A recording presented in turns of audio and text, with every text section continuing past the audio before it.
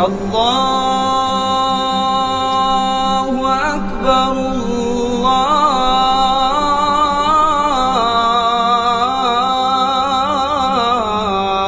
Allahu Akbar.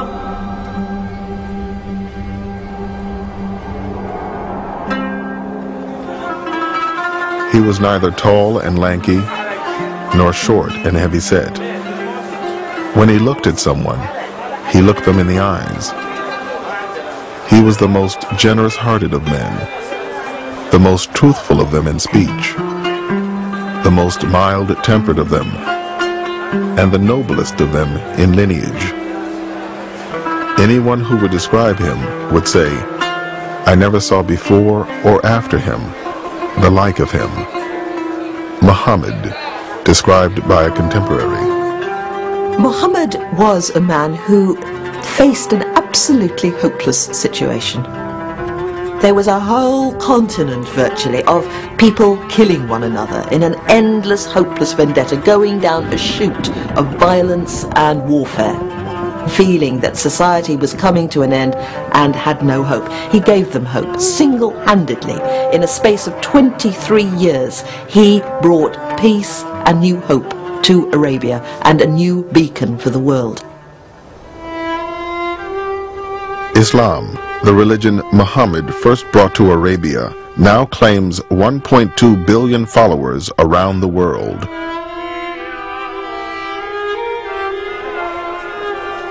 There are an estimated 7 million Muslims in America, where it is the country's fastest growing religion and the most diverse.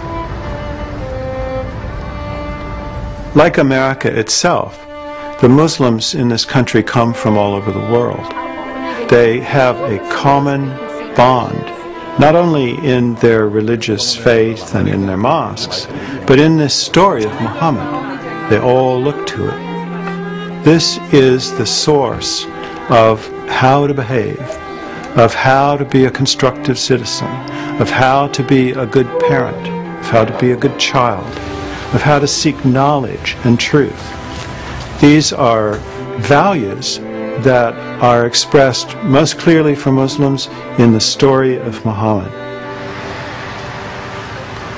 In the Quran, Allah says that Muhammad is the best example of behavior for you.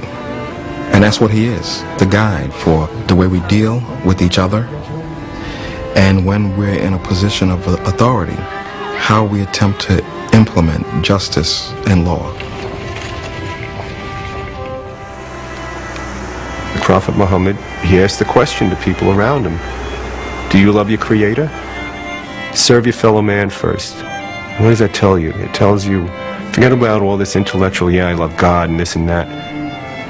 If you're going to, forget about talking the talk, walk the walk. You want to serve God, serve people. What more noble way to serve people than to risk your own life to save them?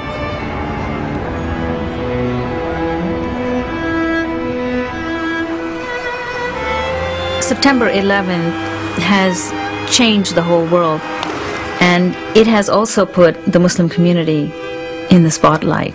How about the dove installation? Is this? Muslims have a lot of hostility being hurled at them.